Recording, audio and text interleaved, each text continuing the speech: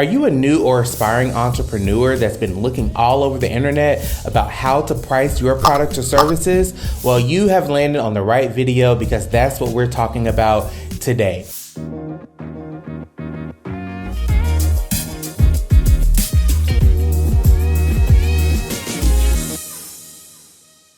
What's up, CEOs? It's Coach Nick, founder of Nicholas Marque Coaching and from Passion to Profit Launch Experience, where we help entrepreneurs launch, grow, and scale their ideas into profitable businesses so they can achieve the ultimate freedom. Freedom of time, money, and energy. Comment below if you are stuck on how to price your products or services. So when you are pricing your products or services, you gotta keep in mind that there's a couple of factors, right? So the very first thing that I work on with my clients is their pricing structure. Depending on if you are a service-based business or a product-based business, that's going to really drive the type of pricing that you're going to offer to your customers. So when you are a service-based business, so this is whether you are a coach or a consultant, there are a couple different pricing structures that you can implement in your business, but we're going to go over the top 4. So the first pricing structure is hourly based. All right, so this is where you are charging your client, your customer,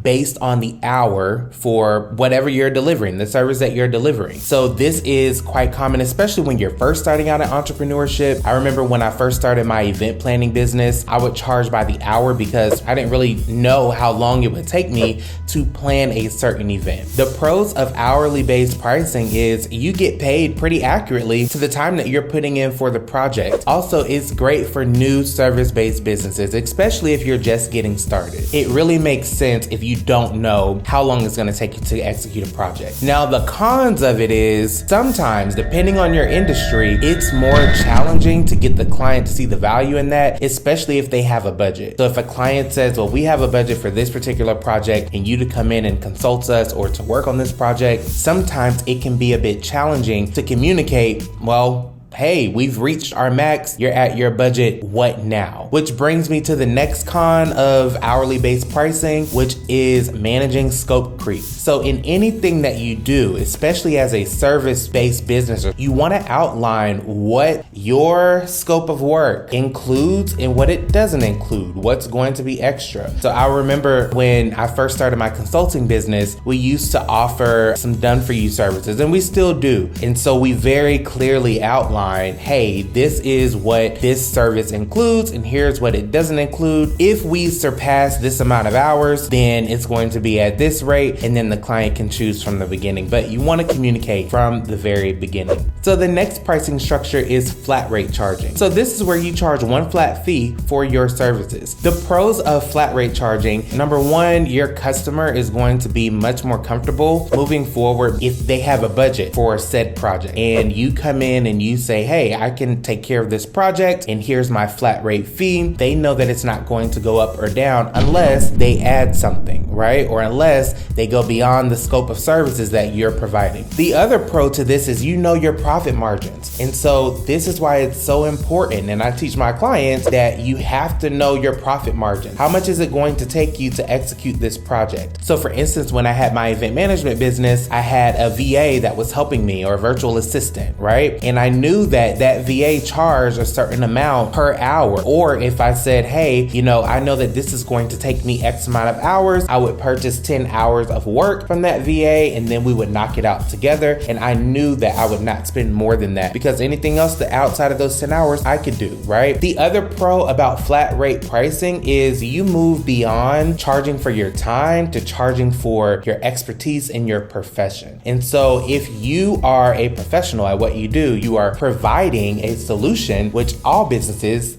that's all they are solutions to your customer. When you charge a flat rate, premium pricing is typically expected. And so let's talk about the cons of flat rate pricing. If you don't know your profit margins, if you don't have in line how long it's gonna take you to execute that project, it can become a nightmare. If you do flat rate pricing too soon, you may not be charging enough, and that only comes from experience. And so with flat rate pricing, you wanna keep that in mind. The second con is you have have to manage scope creep. Anytime that I'm working on a project or I'm advising a client and helping them with their pricing structure on a specific project, you need to know how long it's going to take you to execute that project, what resources and what you have to outsource, what those prices are, as well as the small nuances. Do you need any specific software? Is that going to be covered by your company, or does the client need to budget for that? So you want to keep that in mind. The third pricing structure for my service-based businesses is percentage-based and commission-based pricing. Now this is going to be more so if you are in sales, right? So if you are basing your fee based off of a certain KPI or what you bring a business, then you would take a percentage of whatever revenue you brought in. So if you are a setter or if you are a closer and you're offering setting and closing services to your clients, typically it's commission-based or percentage-based. It doesn't mean you can't also establish a base pay, but these are the most common industries that use that particular pricing structure. Now here are some cons to percentage-based and commission-based pricing structure. Number one, if your client doesn't already have their systems and processes in place, this can also become a nightmare because you now have to figure all that out. Are you going to charge the client for figuring that out, or is that something that you're expected to come to the table with? So for instance, if you're a setter and the client has never had a setter before or a sales team before, do they already have scripts in place? Do they already have workflows and funnels and pipelines in place? Do they have the software, or are you expected to bring that to the table? Also, you have to work harder for revenue. Now, again, this can be a very lucrative business model, right? But when you are working based off of a commission, that is usually commissioned off to what you are bringing on to that particular customer. And so you want to weigh that option when you're considering this pricing structure. And the last pricing structure for service-based businesses is going to be retainer-based. Charging a retainer either monthly, quarterly, annually. The pros to this is you get recurring revenue on intervals. So if you are charging a retainer per month, then you know that that money is coming in, you know that that revenue is coming in. You also want to structure it to where it makes sense for the client. And so that kind of leads into maybe a con is managing the structure of the retainer. So for instance, there's two popular types of retainer pricing structures that you can implement in your business. You can go the lawyer route to where the retainer serves more as a pile of money that can pull out as the lawyer is working on the case. So for instance, how many you charge X amount per hour, you charge $150 per hour, your retainer a month is $5,000 a month, and out of every hour you work at the end of that month, you pull the money that's equivalent to the amount of time that you spent from the retainer. Now, some cons of that is whatever's left over, typically you give back to the client, and you just want to make sure that you have your financial management systems in place so you don't spend the money. The retainer structure that I recommend is going to be a use or lose basis. You pay me X amount of dollars a month and you either use it or lose it, or it includes this. So for instance, in my business where I have some of my clients who pay me a certain retainer a month, and it includes up to one coaching call or strategy session a week. It also includes me meeting with their team monthly. Maybe we have a team member coming on their weekly meetings. If we're doing project-based work, maybe it includes a certain amount of hours a month into the project, but again, it's use or lose. And at the beginning of the next month, they owe the same amount. And so it never goes up or down unless there's something outside of scope. So those are the top ways for service-based businesses to price their services. Now, if we're talking about product-based businesses, there are a couple of different pricing structures that you can implement for that. And this is gonna be for either physical products or digital products. The first structure is packaging and bundling. So this is a great structure if you are looking to sell more product. If you have a couple of different products, it is hot definitely around holiday time and Black Friday time, but also you can use it to leverage your sales strategy and increase revenue. But a con of packaging and bundling, if you don't know your margins and you don't have things priced right, then this can be a nightmare and you can actually go in the hole. The second pricing structure for product-based businesses is going to be cost per unit. This is when you are selling one-on-one. So like, let's say you're selling hair bundles or you're selling skincare products. You're selling things by the unit. And the pro of this is typically this is going to be where you get the most profit margin. Think about when you go and you purchase one of something. Typically it's more expensive as opposed to buying it in bulk, which we'll talk about next. Now, the con of pricing your products per unit is that that ththese are single buyers. So you'll want to make sure that you have a customer retention plan in place that's going to have people to come back and purchase even more from you. Now, let's talk about bulk pricing. So this is great if you are selling things more than one item at a time.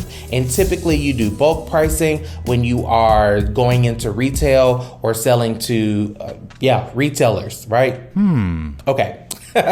So the pro of this is you get mass amount of orders at one time. And even though the profit margins are typically smaller, because usually when you sell in bulk, you give people a discount, you know that you're going to have more gross profit overall, right? Now, some cons of bulk pricing is, again, if you don't have your profit margins in place, this can be a nightmare. And then not only that, typically when someone orders in bulk, if you don't have that inventory already in place, usually you have to upfront some of those costs. Now, how do you decide which one of these pricing structures you want for your business? And so here's the thing, right? There's no wrong answer. Just charge for your services because what you have to offer is a solution to someone's problem. You need to know what the industry standard is. So here's how you get to know what the industry standard is. Mystery shop their competitors. What are your competitors charging? What do they offer? And how are they structuring their pricing? Number 3 is to know your margins. You need to know how much it's going to take you to produce that product or to deliver that service, and then how much you're charging on top of that so that you have profit in your business. We are running businesses. This is a business, not a charity. So you have to know your profit margin. And finally, put on the coach's hat, charge a premium. There is benefit in premium pricing because you can do a lot more with your business. You can increase your profit margins and your customers will thank you. Because when you charge a premium, people expect premium products and services and you're able to offer premium products and services. So if you charge more, you can get nicer packaging. If you're a service-based business, you can have that client success manager to reach out to them and you can do other things to retain them as a client. They expect that level of service and you can deliver that level of service because you're charging more. Now, if you say, Coach Nick, I hear you, but how do I charge a premium for my product or services? I'm gonna place the link in the description below where I did a quick 5-minute training on how to charge a premium. Listen, I send this to my clients when we start working and they can instantly charge more because they understand the psychology behind premium pricing. It works for product-based or service-based businesses. So grab that training in the description below. If you enjoyed this video, put what was your biggest takeaway in the comments below. Also click like and subscribe because we drop videos like this every week. Entrepreneurs go through 3 key stages in their business, in their entrepreneur journey, right? The first stage is launch. All right, we just want to validate our product or service, get it out to market, see if it even works, and start generating just some revenue. We don't care what, just some revenue, right? And then after the launch stage, now you enter what we call growth. All right, and in this phase and in this stage, we're looking for consistency, right? So how do we move from a $10,000 launch to having consistent $10,000 or more months, right? After the growth stage, then you are looking to scale. How do we get our product or service out to more people? How do we serve more people? How do we build a team? How do we make a predictable sales strategy and customer attraction system? And so my name's Nicholas Marque, Coach Nick to some, and I help entrepreneurs just like you, no matter at which stage you're in, launch, grow, and scale their ideas into profitable businesses. Most entrepreneurs try to do this alone, right? And try to figure it out. We're on Google, we're asking our friends who's never started a business before, and you are going to be different. Because what I want you to do is in this description, there is a link where you can book a call with me and my team. No matter where you are in your entrepreneur journey, we can support you. Did you like that episode? Not only do I want you to click like and subscribe, but I want you to binge watch the next episode right here.